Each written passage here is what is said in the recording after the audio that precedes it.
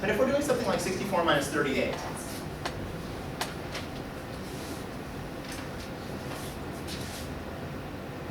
really, 64 minus 38 is kind of the distance between these two numbers, right?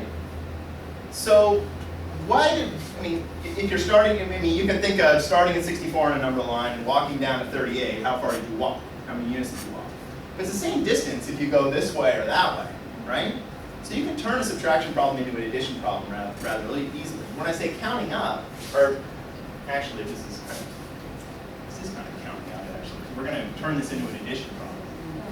What if we just counted up from 38? And what if we counted up in 2 stages to make the arithmetic really easy?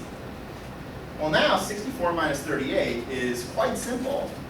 We had 2 little steps to get to 40, and then the arithmetic going from 40 to 64 is pretty easy for us to handle in our heads too.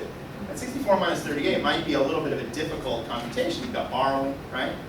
But if you turn it into, if your thought process is, if I start at 38 and I need to get to 64, how far have I gone? Well, you've gone 2 little steps and 24 little steps. So you can think of this as the equivalent of 2 plus 24 and get your 26 that way. And you can maybe see how this would apply to bigger numbers, right? Like numbers in 3 digits or 4 digits.